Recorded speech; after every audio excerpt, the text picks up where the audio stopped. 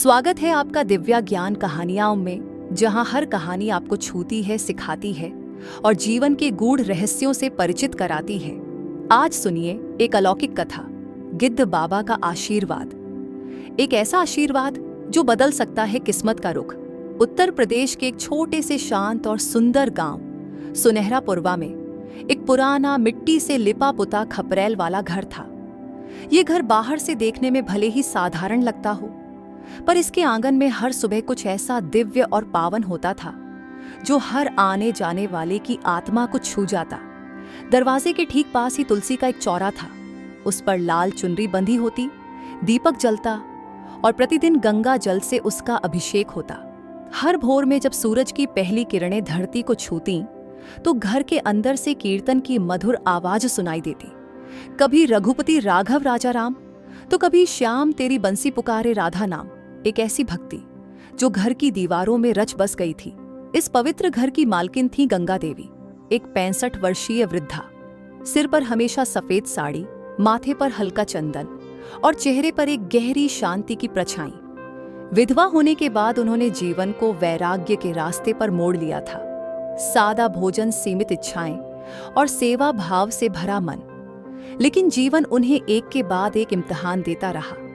उनका इकलौता बेटा रमेश, जो शहर में मजदूरी करके मां और पत्नी का पेट पालता था, पिछले साल एक दर्दनाक सड़क दुर्घटना में दुनिया छोड़ गया। उस दिन से जैसे गंगा देवी के जीवन की धूप भी बुझ गई हो, मगर आंसू पोंछकर उन्होंने अपनी पीड़ा को ईश्वर की इच्छा मान लिया। रमेश की पत्नी नीरा, जो तब सिर्फ 25 वर्ष की थी, अब गंगा देवी के साथ उसी पुराने घर में रहती थी। वह बेहद सुंदर, परिश्रमी और सीधी सादी थी। आंखों में एक स्थायी गहराई जो उसके भीतर दबे दुख की गवाही देती थी। उसने अपने पति की मौत को अपनी आत्मा में चुपचाप दफन कर लिया था और सास की सेवा में अपने आप को पूरी तरह समर्पित कर दिया। वह गंगा देवी को मां कहती और सुबह से लेकर रात तक उनका पूरा ध्यान रखती। उनके लिए भोजन बनाना, तुलसी को जल चढ़ाना, भजन में साथ देना और यहाँ तक कि उनके पुराने दर्द भरे घुटनों की मालिश भी करना, यह सब अब नीरा की दिनचर्या बन चुकी थी। गांव के लोग अक्सर कहते, ऐसी सास बहू की जोड़ी भगवान हर घर में दे दे तो कोई घर कभी न टूटे। उनकी आपसी समझ, प्यार और समर्पण को देखकर हर कोई दंग रह जाता। गंगा देवी नीरा को बेटी की तरह मानती थी और नीरा उन्हें मां से भी बढ़कर पूजती थी। लेकिन जीवन तो एक बहती नदी है, वह कभी शांत नहीं रहती। समय सबको परखता है, चाहे रिश्ता कितना ही मजबूत क्यों ना हो, समय की कसौटी पर आ ही जाता है। और सुनहरापुरवा का यह प्यारा सा घर भी अब समय की नजरों में आ चुका था। क्या नीरा और गंगा देवी इस अग्नि परीक्षा से भी यूं ही पार पा सकेंगी? पिछले कुछ महीनों से घर की हालत बहुत खराब हो चुकी थी। खेत में बरसों से सिंचाई नहीं हो पाई, बचत का पैसा बीमारी और कर्ज में चला गया और राशन हर हफ्ते पहले की तुलना में आधा होने लगा। नीरा दिन भर खेत, रसोई और चरखी में जुटी रहती, लेकिन फिर भी ऐसा लगता कि जैसे लक्ष्मी जी घर से विदा ले चुकी हैं। नीरा रोज चिंता में डूबी रहती। अम्मा जी, वे एक दिन बोली, कभी कभी लगता है मेहनत बेकार हो रही है, जैसे पैसा हाथ में आते ही उड़ जाता है। गंगा देवी ने ठंडी सांस लेते हुए कहा, बेटी, ये भी भगवान की परीक्षा है, मगर एक बात जान ले, सुख हमेशा धन में नहीं होता, बल्कि विवेक और पुण्य में होता है। गर्मियों की एक सांझ थी, हल्की सी ठंडी हवा चल रही थी और नीरा अपने सिर पर लकड़ियों की टोकरी लिए गांव के पास के घने जंगल में अकेली चल रही थी। वह हर रोज की तरह आज भी चूल्हे के लिए सूखी लकड़ियां चुनने आई थी, पर उस दिन आसमान कुछ अजीब था, जैसे सूरज समय से पहले ढल गया हो और पेड़ों के साए कुछ ज्यादा ही गहरे हो गए हों। तभी एक विचित्र सी आहट हुई, जैसे हवा फड़फड़ाई हो। नीरा ने सिर उठाकर देखा तो सामने आसमान में एक बड़ी सी छाया उसके ऊपर मंडरा रही थी। वह घबरा गई, टोकरी जमीन पर गिर पड़ी और उसके दिल की धड़कनें तेज हो गईं। पर जब छाया धीरे धीरे जमीन पर उतरने लगी तो उसमें से कोई डर नहीं, बल्कि एक विचित्र शांति महसूस हुई। अब उसके सामने था एक बेहद बूढ़ा, झुर्रीदार गिद्ध, जिसकी आंखें चमक रही थीं। लेकिन उन आंखों में न कोई हिंसा थी, न डर, बल्कि करुणा और ज्ञान की झलक थी।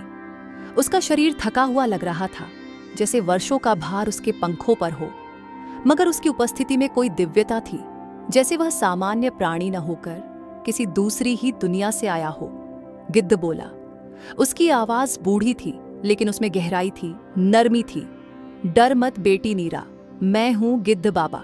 नीरा ने चौंक कर पूछा, आप मेरा नाम कैसे जानते हैं? गिद्ध बाबा मुस्कराए। मैं इस गांव के उस पुराने पीपल वृक्ष पर 100 वर्षों से बैठा हूं। मैंने इस धरती के कितने ही जीवनों को आते जाते देखा है। तुम्हारी सास गंगा देवी का जीवन, उनका संघर्ष और तुम्हारी सेवा, तुम्हारा समर्पण सब देखा है। ईश्वर ने मुझे भेजा है तुम्हारे कष्ट का समाधान देने। नीरा स्तब्ध थी। एक पक्षी, और वह बोल रहा था। उसने कांपते स्वर में पूछा, बाबा आप बोल कैसे रहे हैं? गिद्ध बाबा ने सिर ऊंचा किया और कहा, जिसके पास सत्य होता है वह बिना जुबान के भी बोल उठता है। उनकी बातों में एक अलौकिक ठहराव था, जैसे कोई अर्शी वर्षों की तपस्या के बाद वाणी में उतर आया हो। फिर बाबा बोले, मैं तुम्हें 2 रहस्य बताने आया हूं, 2 ऐसे दिव्य कार्य जिन्हें यदि तू और तेरी सास मिलकर पूरे मन से कर लो तो यह घर फिर कभी दुख या दरिद्रता नहीं देखेगा। लक्ष्मी देवी स्वयं इस चौखट पर वास करेंगी। नीरा की आंखें भर आईं। उसका मन जैसे वर्षों बाद किसी आशा की किरण से रोशन हुआ। वह गिड़गिड़ाकर बोली, बताइए बाबा, मैं जीवन भर वह कार्य करूंगी, बस मेरी सासू माँ को सुख मिले और ये घर फिर कभी सूना न लगे। गिद्ध बाबा की आंखें गंभीर हो गईं। वे एक पत्थर पर बैठ गए और बोले, सुन बेटी नीरा, ये 2 काम साधारण लग सकते हैं, पर इनमें इतनी शक्ति है कि खुद ईश्वर भी उन घरों में वास करते हैं जहां ये कर्म किए जाते हैं। 1, पहला दिव्य कार्य, भोजन का 3 पवित्र भाग। हर दिन जब भी तुम भोजन बनाओ, चाहे वह जितना भी कम हो, उसमें से 3 भाग पहले निकाल लेना। 1 रोटी गौ माता के लिए रखना, गौ सेवा में आत्मा की शुद्धि होती है। दूसरी रोटी किसी भूखे को देना, चाहे वह कोई राहगीर हो, कोई मजदूर या कोई बेसहारा। और तीसरा भाग, एक कटोरी भोजन किसी पक्षी के लिए बाहर रखना, उनके लिए जो बोल नहीं सकते मगर जिनके लिए ईश्वर ने हमें जिम्मेदार बनाया है। फिर बाबा ने कहा, जो भोजन अपने से दुर्बल प्राणियों को दिया जाए वह 7 गुना होकर लौटता है। घर में कभी अन्न की कमी नहीं होती। नीरा ध्यान से सुन रही थी, जैसे एक एक शब्द उसके दिल में उतर रहा हो। 2, दूसरा दिव्य कार्य, निःस्वार्थ दान। गिद्ध बाबा ने आगे कहा, महीने में 1 दिन, चाहे वह पूर्णिमा हो, अमावस्या या कोई भी साधारण दिन, अपनी कमाई या वस्त्रों में से कुछ हिस्सा चुपचाप किसी जरूरतमंद महिला को दे देना। न नाम पूछना, न पहचान, न धन्यवाद लेना, न आशीर्वाद मांगना। दान वही फल देता है जो निःशब्द और निस्वार्थ हो। बाबा के शब्द जैसे आत्मा को स्पर्श कर रहे थे। नीरा अब रो रही थी, पर वह रोना दुख का नहीं था, वह एक नई शुरुआत का था। उसने बाबा के पांव छूते हुए कहा, बाबा आपने आज मुझे जीवन का अर्थ बता दिया। अब मैं न टूटूंगी न थकूंगी, ये घर आपकी बताई राह पर चलेगा। गिद्ध बाबा ने मुस्कुराते हुए आकाश की ओर देखा। यही तो मेरा संदेश था बेटी, अब मुझे जाना होगा, पर याद रखना, जब भी तुम इन 2 कार्यों से भटको, मैं उसी पीपल पर बैठा मिलूंगा। और फिर गिद्ध बाबा अपने पंख फैलाकर आकाश की ओर उड़ चले। नीरा देर तक आकाश को देखती रही, आंखों में श्रद्धा, हृदय में निश्चय और मन में एक नई ऊर्जा। गंगा देवी को जब नीरा ने सब बताया तो उन्होंने बिना संकोच के साथ देने की हामी भर दी। अब हर सुबह नीरा रोटी बनाकर पहले गाय को खिलाती, फिर दोपहर को बचा हुआ खाना मंदिर के पास बैठे किसी भूखे को देती और शाम को आंगन में पक्षियों के लिए चावल रखती। महीने की हर अमावस्या को नीरा पुराने साड़ी, चप्पल या कुछ रुपये किसी विधवा, अकेली या लाचार महिला को बिना कोई सवाल किए दे देती। धीरे धीरे चमत्कार होने लगे। गांव के स्कूल से नीरा को मध्याह्न भोजन पकाने की नौकरी मिल गई। एक दूर का रिश्तेदार कर्ज चुकाकर चला गया। खेत में पुराने कुएं से फिर पानी आने लगा और सबसे बढ़कर घर में फिर से शांति और मुस्कान लौट आई। 3 महीने बाद नीरा और गंगा देवी पीपल के पेड़ के पास गईं। वे गिद्ध बाबा को धन्यवाद कहना चाहती थीं, लेकिन वहां गिद्ध बाबा नहीं थे। सिर्फ उनके कुछ पंख जमीन पर बिखरे थे और एक पत्थर पर उकेरे गए शब्द, जिस घर में सेवा है, जिस थाली में दया है, जिस मन में त्याग है, वहां लक्ष्मी रुकती है और काल भी मुस्कुराता है। नीरा और गंगा देवी ने आंखें बंद कर ली। उन्हें लगा जैसे गिद्ध बाबा की आत्मा अब आकाश से देख रही हो और आशीर्वाद बरसा रही हो।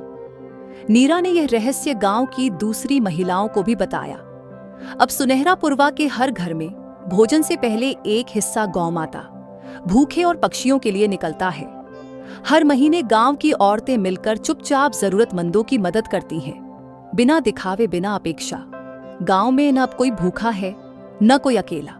और कहते हैं गिद्ध बाबा आज भी कभी कभी आकाश से उड़ते हुए पीपल पर बैठते हैं, बस चुपचाप मुस्कुराते हैं। धन का रहस्य तिजोरी में नहीं, दिल और थाली में छुपा होता है। जो अपने से कमजोर को दे सके वही सच्चा धनी है। जिस घर में सेवा है, जिस थाली में दया है और जिस मन में त्याग है, वहां लक्ष्मी स्वयं वास करती है। गिद्ध बाबा की सीख केवल नीरा या गंगा देवी के लिए नहीं थी, वह हम सबके लिए है। अगर आपको यह कहानी पसंद आई हो तो कमेंट करके जरूर बताएं। क्या आपके जीवन में भी कभी कोई गुप्त आशीर्वाद आया है? वीडियो को लाइक करें, शेयर करें अपने दोस्तों और परिवार के साथ, और दिव्या ज्ञान कहानियां को सब्सक्राइब करें, जहां हर कहानी में छुपा है कोई दिव्य संदेश। फिर मिलेंगे एक नई कथा, एक नई सीख के साथ। जय श्री राम।